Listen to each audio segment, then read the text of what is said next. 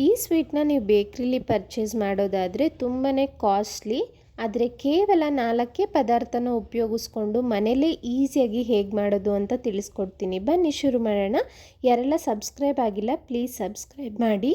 ಮೊದಲಿಗೆ ಸ್ಟವ್ ಹಚ್ಚಿ ಪ್ಯಾನ್ ಇಟ್ಟು ತಳ ದಪ್ಪ ಇರೋದು ತೊಗೊಳ್ಳಿ. ಹಾಗೆ ನಾನ್ ಸ್ಟಿಕ್ ಪ್ಯಾನ್ ಅಥವಾ ಐರನ್ ಕಡಾಯಿ ಆದರೆ ತುಂಬ ಬೆಸ್ಟ್ ಅಂತ ಹೇಳ್ಬೋದು. ಇಲ್ಲಿ ಗುಡ್ ಲೈಫ್ ಹಾಲನ್ನು ತೊಗೊಂಡಿದ್ದೀನಿ, ಅರ್ಧ ಲೀಟ್ರು. ನೀವು ಗುಡ್ ಲೈಫ್ ಅಂತಲ್ಲ, ಯಾವುದೇ ರೀತಿ ಹಾಲು ಬೇಕಾದರೂ ತೊಗೊಳ್ಬೋದು. ಕೆನೆ ತುಂಬ ಇರೋ ಹಾಲು ತೊಗೊಂಡ್ರೆ ಸ್ವೀಟ್ ಹೆಚ್ಚಿನ ಕ್ವಾಂಟಿಟಿಲಾಗುತ್ತೆ ಇನ್ನೂ ಅಂತ ಹೇಳ್ಬೋದು. ಈಗ ಒಂದು ಚಿಕ್ಕ ಟೀ ಗ್ಲಾಸಷ್ಟು ನೀರನ್ನ ಸಹ ಆ್ಯಡ್ ಮಾಡಿದ್ದೀನಿ. ಸ್ಟವ್ನ ಹೈ ಫ್ಲೇಮಲ್ಲೇ ಇಟ್ಕೊಳ್ಳಿ, ಮೀಡಿಯಮ್ ಫ್ಲೇಮ್ ಬೇಡ. ಹೈ ಫ್ಲೇಮ್ ಇಟ್ಕೊಂಡು ಈ ರೀತಿ ತಿರುಗಿಸ್ಕೊಡ್ತಾ ಇರಬೇಕು. ನಮಗೆ ಹಾಲು ಎಷ್ಟಿದೆ ಅದೆಲ್ಲ ನೀರಿನ ಅಂಶ ಹೋಗಿ ಗಟ್ಟಿ ಬರಬೇಕು. ಅಟ್ಲೀಸ್ಟ್ ಅರ್ಧದಷ್ಟು ಆಗೋವರೆಗೂ ಒಂದು 5ರಿಂದ 6 ನಿಮಿಷದವರೆಗೂ ಹೈ ಫ್ಲೇಮಲ್ಲೇ ಈ ರೀತಿ ತಿರುಗಿಸ್ಕೊಡ್ತಾ ಇರಬೇಕು. ಯೂಶಲಿ ಬೇಕ್ರಿಗಳಲ್ಲೆಲ್ಲ ಐರನ್ ಕಡಾಯಿ ಯೂಸ್ ಮಾಡ್ತಾರೆ. ಅದಿಲ್ಲ ಅನ್ನೋರು ಸ್ವಲ್ಪ ಅಗಲವಾಗಿ ದೊಡ್ಡದಾಗಿರೋ ಅಂಥ ಪಾತ್ರೆನ ತಗೊಳ್ಳಿ, ಹಾಲು ಚೆಲ್ಲಲ್ಲ ಅಂತ ಹೇಳ್ಬೋದು. ಆಗ ನೋಡಿ, ಈಗ ಹಾಲೆಲ್ಲ ಕುದೀತಾ ನೀವು ನೊರೆ ಎಲ್ಲ ಸೈಡ್ಸಲ್ಲಿ ನೋಡ್ಬೋದು. ಹಾಲು ಚೆನ್ನಾಗಿ ಕಾಯ್ತಿದೆ. ಆಲ್ಮೋಸ್ಟ್ 5ರಿಂದ 6 ನಿಮಿಷ ಆಗ್ತಿದೆ. ಹಾಲೆಲ್ಲ ನೀರಿನ ಅಂಶ ಹೋಗಿ ಒಂದು ಸ್ವಲ್ಪ ಗಟ್ಟಿ ಆಗ್ತಾ ಬರ್ತಾ ಇದೆ.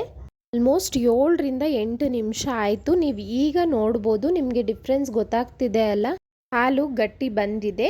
ಈ ರೀತಿ ಇಷ್ಟು ಗಟ್ಟಿ ಆದಮೇಲೆ ಸ್ಟವ್ನ ಮೀಡಿಯಮ್ ಫ್ಲೇಮ್ ಇಟ್ಕೊಳ್ಳಿ. ಈಗ ಅರ್ಧ ಹೋಳು ನಿಂಬೆಹಣ್ಣು ತೊಗೋಬೇಕು. ಒಂದೇ ಸಲ ನಿಂಬೆಹಣ್ಣಿನ ರಸನ ಸೇರಿಸ್ಬಾರ್ದು. ಕೇವಲ 2ರಿಂದ 3 ಡ್ರಾಪ್ ನಿಂಬೆಹಣ್ಣಿನ ರಸನ ಹಾಕ್ಕೊಂಡು ತಿರ್ಗಿಸ್ಕೊಳ್ತಾ ಬನ್ನಿ. ಸ್ವಲ್ಪನೇ ಹಾಲು ಹೊಡೆಯುತ್ತೆ. ನೀವು ನೀರಾಗಿರೋ ಹಾಲ್ಗೆ ಹಾಕ್ಬಿಟ್ರೆ ಒಂದೇ ಸಲ ನೀರು ಹಾಗೆ ಆ ಪನ್ನೀರ್ ಏನಿದೆ ಫುಲ್ ಸಪ್ರೇಟ್ ಆಗಿಬಿಡುತ್ತೆ. ಆಗ ಚೆನ್ನಾಗಿ ಬರೋದಿಲ್ಲ ಸ್ವೀಟು. ಈ ರೀತಿ ಗಟ್ಟಿ ಆದಮೇಲೆ ಹಾಕೋದ್ರಿಂದ ನೋಡಿದ್ರಿ ಅಲ್ಲ, 2-3 ಡ್ರಾಪ್ ಹಾಕಿದ್ರೂ ಹಾಲು ಒಂದೇ ಸಲ ಹೊಡೆಯೋದಿಲ್ಲ. ಮತ್ತೆ ಒಂದು ಸ್ವಲ್ಪ ಗ್ಯಾಪ್ ಕೊಟ್ಟು 1ರಿಂದ 2 ನಿಮಿಷ ಗ್ಯಾಪ್ ಕೊಟ್ಟು ಮತ್ತೆ 5-6 ಡ್ರಾಪ್ ಆಗೋಷ್ಟು ನಿಂಬೆಹಣ್ಣಿನ ರಸನ ಸೇರಿಸಿ ಮತ್ತೆ ತಿರುಗಿಸ್ಕೊಳ್ತಾ ಬಂದರೆ ನಿಮಗೆ ಹಾಲು ಸ್ವಲ್ಪನೇ ಹೊಡೆಯುತ್ತೆ. ಇದೇ ಪ್ರೋಸೆಸ್ನ ಒಂದು 2-3 ಸಲ ಮಾಡಿ. ಹಾಗಂತ ನಿಂಬೆಹಣ್ಣನ್ನು ತುಂಬ ಹಾಕೋಕ್ಕೆ ಹೋಗಬೇಡಿ. ನೋಡಿ, ಹಾಲೆಲ್ಲ ಚೆನ್ನಾಗಿ ಒಡೆದಿದೆ. ನಿಮಗೆ ಆ ಸೌಟಲ್ಲೇ ಗೊತ್ತಾಗ್ತಿದೆ ಅನಿಸುತ್ತೆ. ಈ ಸ್ಟೇಜಲ್ಲಿ ಸ್ಟವ್ ಮೀಡಿಯಮ್ ಫ್ಲೇಮಲ್ಲೇ ಇರಲಿ. ನಮಗೆ ರುಚಿಗೆ ತಕ್ಕಷ್ಟು ಸಕ್ಕರೆನ ಹಾಕ್ಕೋಬೇಕು. ನಾನು ಆ ಕಪ್ನಲ್ಲಿ 1/4 ಭಾಗಕ್ಕಿಂತ ಒಂದು ಸ್ವಲ್ಪ ಹೆಚ್ಚಿಗೆ ಹಾಕ್ಕೊಂಡಿದ್ದೀನಿ. ಸಕ್ಕರೆನೂ ಅಷ್ಟೇ ಒಂದೇ ಸಲ ಹಾಕಬಾರ್ದು. 2 ಸ್ಪೂನ್ ಮೊದಲನೇದಾಗಿ ಹಾಕಿ ಚೆನ್ನಾಗಿ ಮಿಕ್ಸ್ ಮಾಡ್ಕೊಳ್ತಾ ಇದ್ದೀನಿ. ಆ ಸಕ್ಕರೆ ಏನಿದೆ ಕರಗಿಬಿಟ್ಟು ಮತ್ತೆ ಅದೆಲ್ಲ ಗಟ್ಟಿ ಆಗ್ತಾ ಬರುತ್ತೆ.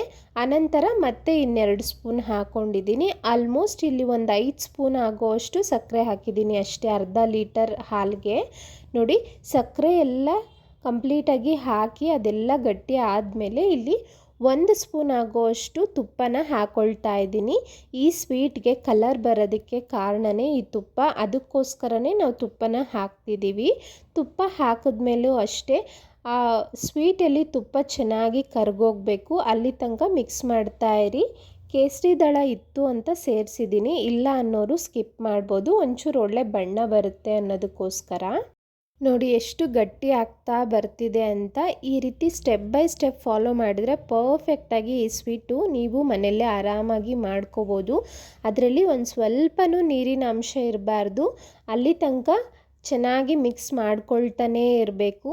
ಆಲ್ಮೋಸ್ಟ್ 45 ಮಿನಿಟ್ಸ್ ಬೇಕಾಗುತ್ತೆ ಈ ಸ್ವೀಟ್ನ ಮಾಡೋದಕ್ಕೆ. ಒಂದು ಸ್ವಲ್ಪ ಟೈಮ್ ಕೊಟ್ಟರೆ ಒಳ್ಳೆ ರುಚಿಯಾಗಿರೋವಂಥ ಸ್ವೀಟ್ನ ಮನೆಯಲ್ಲೇ ಮಾಡಿಕೊಂಡು ತಿನ್ಬೋದು. ಮೀಡಿಯಮ್ ಫ್ಲೇಮಲ್ಲೇ ಇರುತ್ತೆ, ಯಾವುದೇ ಕಾರಣಕ್ಕೂ ಕಡಿಮೆ ಮಾಡಬೇಡಿ. ಒಂದು ಸ್ವಲ್ಪನೂ ನೀರಿನ ಅಂಶ ಇಲ್ಲದೆ ಇರೋ ಥರ ಈ ರೀತಿ ಫ್ರೈ ಮಾಡ್ಕೊಳ್ತಾ ಬಂದರೆ ನೋಡಿ ಎಷ್ಟು ಗಟ್ಟಿ ಬರುತ್ತೆ ಅಂತ. ಈ ರೀತಿ ಮಿಕ್ಸ್ ಮಾಡಿದಾಗ ನಮಗೆ ತುಂಬ ತೆಳ್ಳಗೆ ಅನ್ನಿಸ್ಬಾರ್ದು, ಇನ್ನೂ ಸ್ವಲ್ಪ ಗಟ್ಟಿ ಆಗ್ತಾ ಬರಬೇಕು. ಇದು ಮಿಕ್ಸ್ ಮಾಡ್ತಾ ನಮಗೊಂದು ಸ್ವಲ್ಪನೂ ನೀರಿನ ಅಂಶ ಇದೆ ಅಂತ ಅನ್ನಿಸ್ಬಾರ್ದು. ಈಗ ನೋಡಿ, ಒಂದು ಸ್ವಲ್ಪನೂ ನೀರಿನ ಅಂಶ ಇಲ್ಲ, ಪರ್ಫೆಕ್ಟಾಗಿ ಆಗಿದೆ. ನಾನ್ ಸ್ಟಿಕ್ ತೊಗೊಳೋದ್ರಿಂದ ಈ ರೀತಿ ಅಂಟ್ಕೊಳ್ಳಲ್ಲ, ಅದಕ್ಕೆ ನಾನ್ ಸ್ಟಿಕ್ ಬೆಟರ್ ಅಂತ ಹೇಳ್ಬೋದು. ಈಗ ನಾನು ಸ್ಟವ್ನ ಆಫ್ ಮಾಡ್ಕೊಳ್ತಾ ಇದ್ದೀನಿ. ತುಂಬ ಅಂದರೆ ತುಂಬಾ ಬಿಸಿ ಇರುತ್ತೆ ಈ ಸ್ವೀಟು. ಯಾವುದೇ ರೀತಿ ಕಂಟೈನರ್ ಆಗಲಿ ಅಥವಾ ಬಾಕ್ಸ್ ಆಗಲಿ ಚೆನ್ನಾಗಿ ತುಪ್ಪನ ಸವರ್ಕೊಳ್ಳಿ. ಡಿಮೋಲ್ಡ್ ಮಾಡುವಾಗ ನಮಗೆ ಈಸಿ ಆಗುತ್ತೆ. ಹಾಗೆ ಹಾಕ್ಬಿಟ್ರೆ ಅಂಟ್ಬಿಡುತ್ತೆ. ಅದಕ್ಕೋಸ್ಕರ ನಾನು ಈ ಬಾಕ್ಸಲ್ಲಿ ತುಪ್ಪನ ಸವರಿ ಇದನ್ನೆಲ್ಲ ಫಿಲ್ ಮಾಡಿದ್ದೀನಿ. ಅನಂತರ ಇದು ಬಿಸಿ ಆರೋಗಬಾರ್ದು ಅಂತ ಈ ರೀತಿ ಮುಚ್ಚಿ ಒಂದು ಕಾಟನ್ ಕ್ಲೋತಲ್ಲಿ ಕ್ಲೋಸ್ ಮಾಡಿ ಆಲ್ಮೋಸ್ಟ್ 4ರಿಂದ 5 ಅವರ್ ಹಾಗೆ ಬಿಟ್ಬಿಡ್ತೀನಿ. ಇದು ಆಲ್ಮೋಸ್ಟ್ 1 ಅವರ್ ಅಷ್ಟು ಬಿಸಿನೇ ಇರುತ್ತೆ ನಿಮಗೆ. 4ರಿಂದ 5 ಅವರ್ ಬಿಟ್ಟರೆ ಈ ರೀತಿ ಸೆಟ್ ಆಗಿರುತ್ತೆ ನೋಡಿ.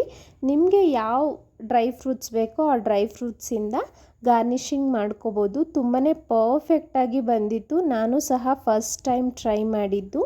ನಾನು ಹೇಳಿದ ಪ್ರಕಾರ ಟ್ರೈ ಮಾಡಿ ನೋಡಿ, ಯಾವ ರೀತಿ ಬಂತು ಅಂತ ಕಮೆಂಟ್ ಮಾಡಿ. ಯಾರೆಲ್ಲ ನನ್ನ ಚಾನಲ್ಗೆ ಇನ್ನೂ ಸಬ್ಸ್ಕ್ರೈಬ್ ಆಗಿಲ್ಲ, ಸವಿ ಕಿಚನ್ ಕನ್ನಡಗೆ ಸಬ್ಸ್ಕ್ರೈಬ್ ಮಾಡಿ. ನಾನು ಹಲವಾರು ರೀತಿಯ ಸ್ವೀಟ್ಸ್ ರೆಸಿಪಿನ ನಾಳೆಯಿಂದ ಶೇರ್ ಮಾಡ್ತೀನಿ. ಆ ಅಪ್ಡೇಟ್ಗಾಗಿ ಬೆಲ್ ಐಕಾನ್ ಒತ್ತೋದನ್ನ ಮರಿಬೇಡಿ. Thank you.